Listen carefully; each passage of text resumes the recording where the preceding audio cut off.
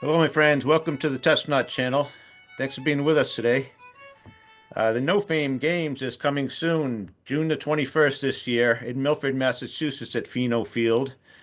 And with me to talk about that is David Keohan from Ireland. He's with me to talk today from Ireland because he's going to be here with me at the No Fame Games in June.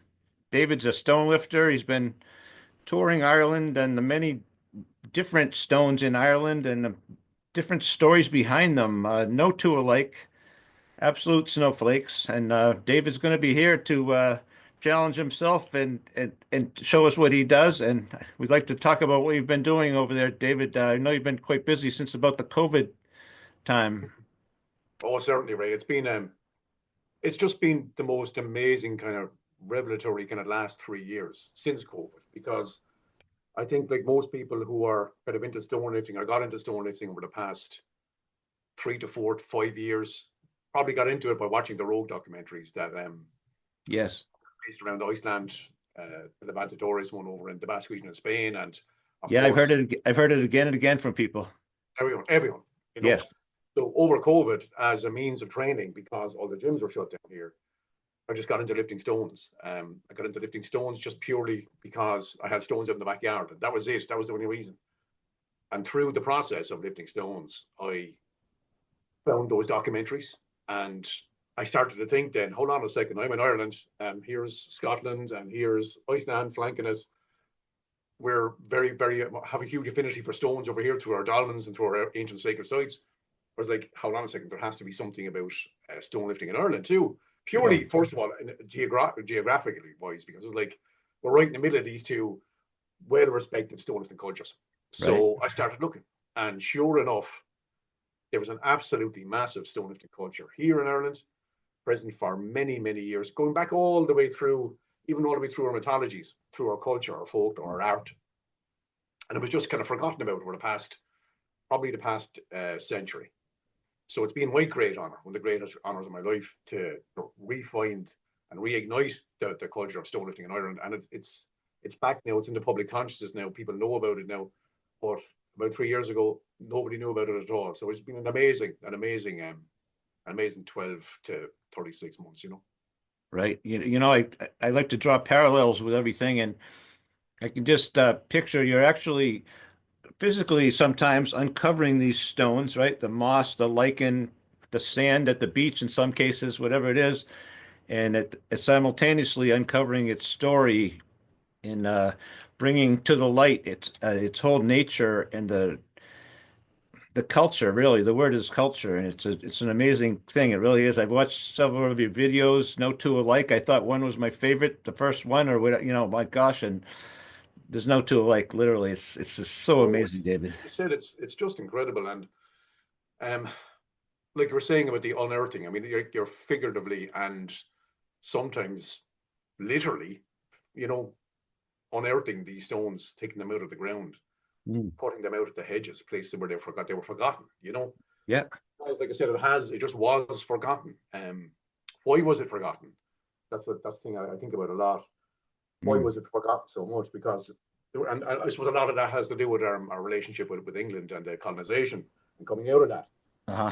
and the subjugation of the Irish people and the Irish cultures.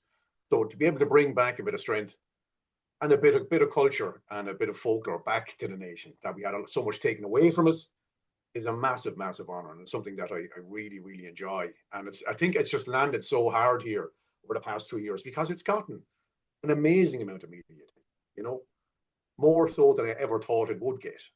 You're on late night TV, you're being on interview shows, there's books being written, you're on the television all the time, podcasts. But I think because the fact that we had so much taken, and there's a whole feeling in Ireland now of culture coming back, people are relearning the language again, people want to know what it means to be Irish again, that there's a whole pride in bringing back this culture, you know, especially the strength aspect of it. Because we were a strong people, we always were. And I think people have really rallied to that the past couple of years too. right. And of course, there's a physical. I'm not a lifter or an athlete nearly, but of course, there's a physical dimension to the conquering of that stone or the whole dimension of it to that. And then you've got this other whole thing, satisfaction of that. Of course, the physical part of it. I know it must be to attain a goal, right, of yourself, for yourself, against yourself, but also to take part in that cultural chronology of these stones have a chronology to them. They really do. I watched some of your things and people are talking about what meant at several different occasions, what time ago someone lifted it and what reason they lifted it for. None of it's the same reason either. No, None is the exactly. same shape of stone, reason for lifting, or time they lifted it, or anything else, but yet they're all stones and you're making your circuit of them. This is wonderful. That is incredible. And like you said, there's the whole physical side of it. The physical side of it at the start was extremely important to me. It's become more so now. The culture and the stories has become more important to me as I've gone along this journey. Hmm. I won't deny it's a great feeling to lift these stones. You feel connected, but the height you lifted them doesn't really matter to me anymore. Um, I applaud anybody who even stands over one of these stones and tries to give it an attempt because they're very large, they're very intimidating. I've had some fantastic athletes come down and be humbled by them pretty quickly. Um, but it's like I said, it's the culture and the stories of them that affect you more so than anything. Because, like you said, you're getting in touch with the past. You're physically getting in touch with the past. You're putting your hands on something that people have lifted for possibly centuries. Right. Maybe even more. And there's some kind of energy that you feel in that. It's very, very hard to describe. You're not reading about history in a book, and you're not talking about it. You're putting your hands where people put their hands. Like I said, many, many, many years ago. So, like I said, you're physically getting in touch with the past, and that to me is the real special thing about this, because you're thinking about these people like with no mechanical aids, these extremely, you know, poor people who were subjugated, who probably had very little in the terms of nutrition, but yet were strong enough to lift these massive stones. So, I mean, that stuff kind of affects you, affects you when you try and lift these things. I mean, to put it into context, I lifted last week. I was at an Irish festival over in Inishmore, which is in the Aran Islands off the west coast of Galway. And my favourite stone is the Liam O'Flaherty stone. It's called the Malone Port Valen Down. One of our famous writers, Liam O'Flaherty, wrote a story called The Stone. And it's about this older man and lamenting his lost strength and youth. And he goes to lift this stone again that he remembers the greatest day in his life was lifting this particular stone. And he remembered that all the villagers were around him and they cheered him and he lifted it. And he said he can still remember that. And, in his dotage, he's in his 80s and he's not well, mentally. And but he still remembers lifting that stone, how incredible that was. So that story it always affected me. It's like, that's an incredible story. But then to find out that that stone was an actual real stone based on an actual real culture and the actual stone itself was the story. Go and find that stone. And that was the very first one I found 3 years ago. And my own physical journey of the very first time I found it, I tried to lift it, I couldn't lift it. Couldn't lift it an inch, couldn't get the wind under it. And we weighed it at 171 kilos. And then last week, literally a week ago, tomorrow, I went over with probably about 120 people around me watching me lift that stone as part of an Irish festival, an Irish speaking festival on Inishmore. And I lifted that stone up to my chest, kissed it 3 times like the man did in the story.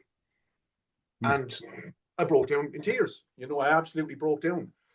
It's it was you became, what we say in Irish is called fit to futa. So fit to futa means interwoven. So interwoven with the story. You and the story became the same thing. Yeah. And it was just amazing. I mean, it's very hard to describe. People were singing in the Irish language as I was lifting the stone. I lifted up to my chest, I put it down. I started getting emotional. People came over, and 100 people gave me a hug at the same time in a group. Yes. Yes.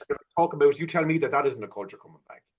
That isn't a people proud of these old ways and proud to see it back.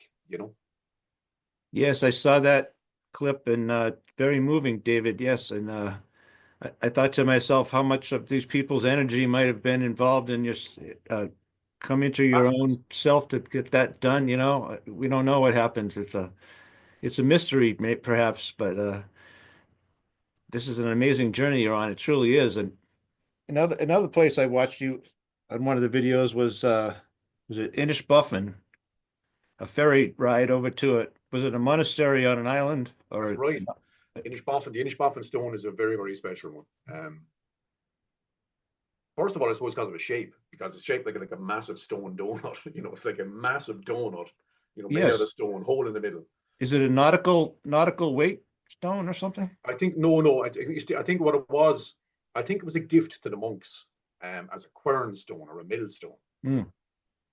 That's the Okay. locals were telling me that it was a gift given to the monks. The monks were there in the seventh and eighth century. Yeah. So I mean, we're going way, way back with this stone. Hmm. The lift of the island. I was talking to an archaeologist who lives on that island, a man called Tommy Burke, and he said the lift of the island was and always was that you lifted that quern stone gifted to the monks up onto the altar or up into the side window of the church as the test of strength of the island. So he said to get wind under it was a great feat of strength. To lift it to the altar or to the side wall was a phenomenon of strength, a legend. Yes. So, but he said, look, it goes back to immemorial. Like people, it goes back so far, people can't remember how far back it goes. That kind of way. So, but you're talking about something lifted on an island in a monastery. You're looking back through this ruined churchyard window, looking back at Croagh Patrick, and there's a special energy to this place. It's more than a feat of strength, and that's what I think comes across so much with all of these Irish stones, especially the ones on the islands. It's more than just a feat of strength. There's a whole culture and spirituality which I've been only learning myself. Like, because I said, I started this journey very, very innocently, just looking for the culture. Yeah. All of a sudden, not only did I find it, but it's back and it's kind of teaching me more about myself and about what it means to be Irish and what it means to be on this land than I ever thought possible. So it's just been an absolute blessing, to be honest with you, a blessing to do it. Yeah. And the handshakes and smiles from the locals and welcomes must be just treasures. I mean, you're going to these places, like you go up to West Galway, and like I'm really learning Irish again, which is great because not a lot of people in Ireland spoke Irish actually up to about a decade ago, but it's starting to make a real comeback now. So Okay. everyone over there speaks Irish. So you're going to these places and they're literally welcoming you into their house. Okay. You're Hmm. asking about this stone. They'll say, yes, this man here was the last man to lift it, or the man up the road is the last man to lift it, or maybe Yeah. his father was the last man. You go up with them, you knock on the door, you're being invited in, and they're telling you stories of their life. They're welcoming you into the tabernacle of their life, and they're Yeah. telling you everything. You're sitting down at a table, you're being offered tea and sandwiches and biscuits, and all of a sudden you become almost like a part of the family. And then you go down and you lift the stone, and the last man who lifted it is there looking at you, and he Yes. gets emotional. So he comes over, thank you. And it's like Right. you took that from him, now you have it, and then you're going to pass it on to the next person. You Right. become the next link in the chain of that story. But to have the living link with you at these things sometimes it's quite incredible. Part of lifting it now is who lifts it next and who lifted it last. You're in a chain of That's it. events, and literally that's what it's about. That's Wow. it. Like you're just stepping into the stream of history with this. You're Yeah. just the Right. next part. But Yep. the stone will always stay the same. That's what I love about it. The stone is always the same. It's always the same weight. Um, and we're just kind of passing through the lives of it. But it's gathering all of this energy and all of these stories as it's going. Like, Yes. and you're just passing that on to the next generation then, which I love. I love now seeing a lot of young men and young women going out to these stones now and giving them a go and trying them out, or even just taking photographs with them. Right. They're becoming mini tourist attractions in their own right. Um, and I think it's landed in the public consciousness now, and I don't think it's going away. I don't think it will. It's really it's become a part of the national psyche again, which is more than I ever hoped. I mean, that's the hope. It was the hope at the start. So imagine if I found it. B, I hope they're there. I don't know. And then Right. C, if I did find it, let's try and get it into the public consciousness. Let's hope people will take this and run with it, and not think it's just a silly thing to do. My God, has it taken off? Absolutely. About a year ago, I was a little bit confused about where this all I would say came from over here in New England in the United States. my friend Jarrett McPhee of New Yes, England Stone Lifting, who I'm sure you've probably been in contact with. Um, certainly have. I don't know if you've ever met or not, but Jarrett was has so much been developing this in New England, and he was just so excited about this. And now I see talking to you, it's really making sense to me a lot more. And not that it didn't already, because I followed him and Joshua McIntosh and others all last year doing this. Yes. Um, Those guys are doing a phenomenal work. I mean, they're doing like nothing but the highest of respect for those two men. mm, They're creating culture. they You know, are. Yep. so they're creating. They're like it's like modern mythology. You know what I mean? There's like we're lucky enough that we have that culture here. Um, but what those guys are doing is they are starting it. It's like the old man planting an acorn tree. Planting an acorn. You'll never see the oak tree, but Yep. it'll always be there. So Sure. those guys are doing that. And in 20 years' time, even in 10 years' time, those stones will be historic lifting stones because this person lifted it. Of course. They'll be they're starting something that will go on and on and on. So nothing but respect for the two lads. I mean, it was great with Jarrett because Jarrett got in contact a lot because I, uh, I was over on the island of Islay between Ireland and Scotland, Okay. and we found well, not me, but someone on the island who was listening to me found the McPhee stone over there. Oh Um, yes. Oh yes. yeah, so like Jared was like, "What? There's a Yeah. McPhee stone? I got to come over here." So I put him in contact with all the guys on the island, and he went over and he got a fantastic lift on that stone, which was awesome to see. I mean, he's lifting a stone with his own family name, and that's a lovely way to get back in contact with that root. With your Yep. roots. You know, you literally get back in contact with the land. It's a beautiful, beautiful thing. It was great to see him get a fantastic lift on that stone. Right. And many of the stones, they're beginning to they call it a tour, I think here. They've got lots of stone tours going on. Yeah, They're developing them, and they're in just as um, to me here in New England, just as scenic seaside settings or mountains or you name it, David. They're just incredible places also. it's And amazing. people with roots from Ireland and Scotland, both, as you know, in New England, this is what we are here. Yeah, So many of us, hundreds of years ago, but we're still here, and I'm one of them. Both sides I of my mean, family. that's what I love about it. It's the culture. It's that Irish Scottish, but I mean it's not even Celtic, but I mean that Irish Scottish culture and is there, and now it's been taken over to the people who had to go into Jodie into exile over to America, Yes. and it's just wonderful to see that connection come back, and I can't wait to come over and just to speak to everybody over there. I'm really looking forward to going over to meeting everybody over there and talking about this and talking about culture and talking about roots and welcoming people back into the fold. I love when people come back to Ireland and look for their family name or for their roots. There Yep. can be a little bit of snobbishness here sometimes for some people. Um, but I always say to people that all these people who left and had to go to America, they had to go to it. They had to. They didn't want it. They had to. Mhm. You know. So they're very, very proud of their roots, and they're very, very much should be. And to me, that these people are Irish people as much as anybody living on this land is. Yep. I know when you get here, David, you'll be welcomed with open arms. Of course, many of those arms will be much more substantial than my own on that field, believe me, but none more genuine than mine. And Very much looking forward to it, Ray.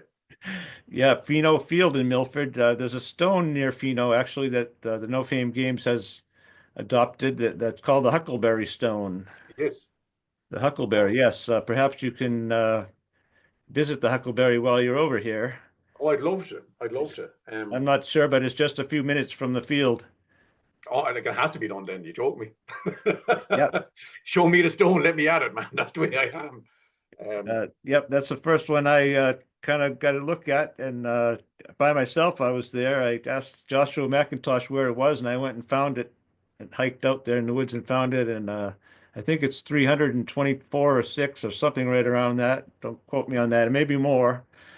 Jarrett's listening. He's correcting me right now, I'm sure, but um, It's a decent weight, man. It's a decent weight. I mean, I love that it's a good challenge too. That is a good challenge. Anything around the 150 kilo mark is a good challenge for stoners, definitely. Um, right. the ones over here, like the weights of the ones in Ireland. What really blew me away when I started looking for these was the size of the stones here. You know, there's very few of them under 170 kilos. Like they're all massive, Hmm. huge. But generally, I think the culture here was it was the strongest man in the parish or the strongest man in the area who showed his strength by lifting the stone. You know, a lot of the stones here are like that. So I mean, they're huge feats of strength. Pick them up. I mean, we've had some of the best stone lifters in the world come over. Like Sean Urquhart come over. We had John Sigielski come over. Of course, we had Jared come over. We had a lot of people come over Yeah. and lift these stones, and they're all saying it's a really challenging tour, you know. But it's the weight of it is challenging, right? But again, drawing back on what you said earlier on about these stones being in beautiful places, where these stones are located. I mean, I'm seeing parts of the country that I'd never seen before. I'm going to up the west. I'm going out to County Mayo. I'm going to the islands off the coast, and I'm being blown away by the beauty of Ireland. And I'm an Irishman, you know. I'm like, I can't believe what I'm seeing, and I can only think of how beautiful that people who are coming over on holidays would find these places. Because if someone who is living on the land is literally walking around with a jaw hanging, looking Sure. at all these beautiful places, I'm kind of thinking, imagine what people, a tourist would see. That they must think this place is absolutely incredible. And isn't it a lovely thing to be going out to wonderful, beautiful places, lifting these stones? You're out in nature, you know, Yeah. you're outside. I mean, there's no downside to this for me. It's culture, it's spirituality, it's beautiful landscape, it's everything. It's wonderful. You'd probably never take the tour you've taken without the stones, what, right? You never would have gone to all those places and Never. met those people. For what purpose would you meet them? And this is all part of the stones' strength, you might say, the stones' reach. The story of Um, the stones, exactly. The story of hmm. them, the legend of them. And like I said, I was going to parts of the country that I'd never seen, and I'm so happy now. I mean, it's like a whole rediscovery of Ireland and what it means to be Irish. Wow. Um, and it's just beautiful. It's beautiful, and sometimes it almost feels like a Disney film. You know what I mean? Sometimes I kind of have to pinch myself and go, "Is this actually happening?" You know? Sure. I mean, like that last week, everybody singing in Irish as I'm lifting the stone and Yeah. hugs, and thank yous, and it was like this doesn't happen normally, does it? You know, Hmm. day to day life, this doesn't happen. So there's a magic to this. Driocht, we call it here. There's a magic to these stones and these stories, and it's much more than just the physicality of it. Well, I'm so glad you're bringing some of it over here to New England for us, even for a short time. I, Oh, I mean, it's such an honor, and I just want to say again, thank you so much to Joshua for the invite. I can't wait to meet everybody and just shake hands and talk about this culture because, as you can probably tell, I'm extremely passionate about it. Um, I love it with all of my heart, and I can't wait just to talk to people who are into the same kind of thing because, yes. you know, in day to day life, you don't meet a lot of people who are into it as much as as much as I am. So I'm really looking forward to meeting everybody, and I'm looking forward to judging the Team Highlander, to the stone events. Good. We'll also be doing like a stone lifting demonstration Oh, area, great. you know, a Yep. tryout station. Hmm. That'll be so cool to do. And again, just to shake hands and talk to people about this. And I think there's talk of us going down to International Cultural Center and giving a talk down there also in Boston. So Oh, it's yes. just spreading the word as much as possible about the uh, the legend of these stones, I suppose, you know. Right.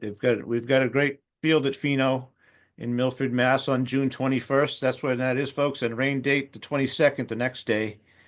Yeah, plenty of room there for everything. The Highlander, I guess Irish, no, we missed Irish elbow and collar wrestling, Yes, as well as Scottish backhold wrestling. Some other events go on. It's a veritable Celtic strength culture, my friends, an extravaganza. I'm going to put a fourth word on that. Just a cultural extravaganza of Celtic strength is what this is. love it. I just made a video the other day, or I did some writing, whatever it was.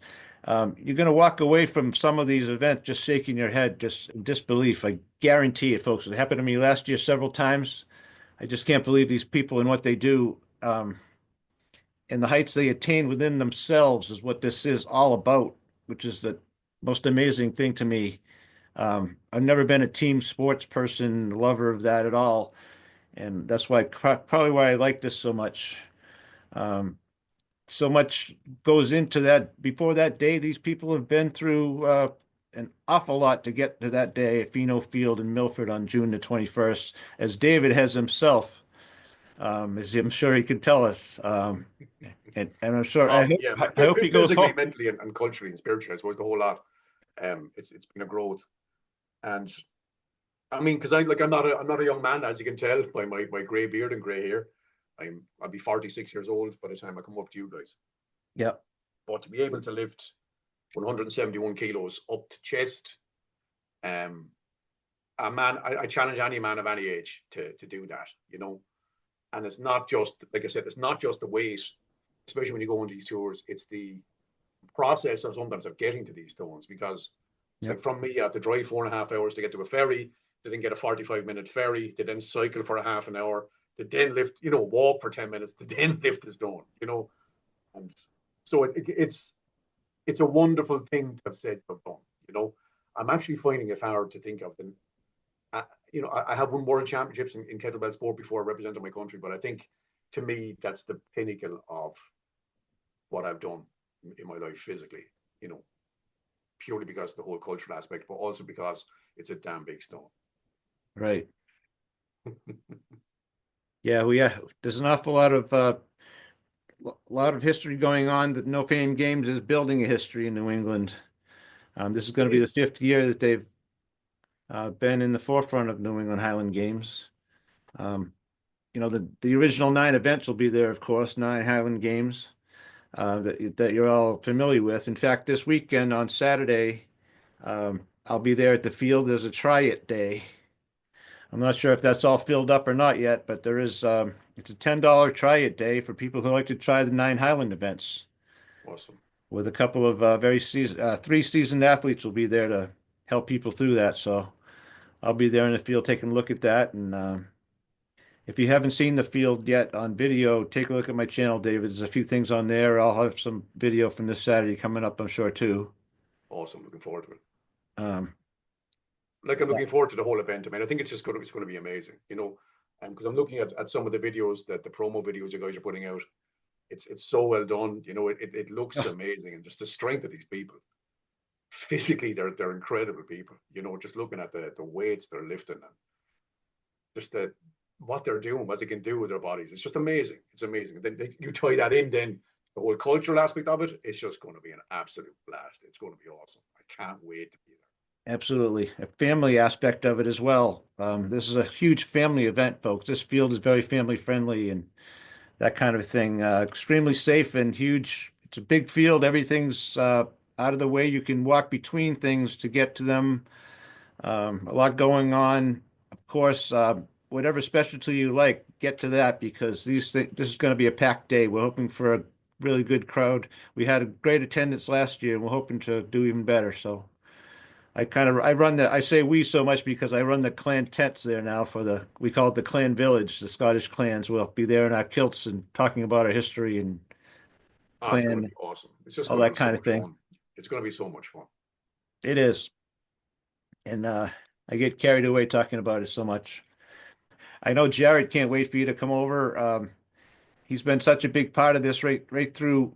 They had a big thing at the Fort Four last year. Mm. Martin Jansis was there with us. Have Oh, you that's met? right. And is Martin coming over? I think Martin's coming over this year Yes, too, he isn't he? is. Martin will be there that day. Have you met Martin? Oh, I have. I mean, Martin, when me meeting Martin was like, I was starstruck because Ah, watching really? him on Stoneland Yes. gave me the impetus to go looking for the stones in Ireland. Wow. I met him, I lived with him in the Beraven for the Beraven stone. I went to Scotland before I started looking for the stones here. Yeah. As I was enamored with the culture. I thought this was incredible. So I went over and I met Jamie Gorian and Martin Jansets on a weekend in Scotland, Oh, lifting those two guys, culminating and lifting the Fina stone, which really got me thinking that there must be a culture in Ireland too, because the Fina would be very Irish based. yep. But I met Martin and I was like, I was totally starstruck. I was like, that's the guy, that's the guy that started me off on my journey. Nice. Um, and lifting with him was one of the greatest experiences ever.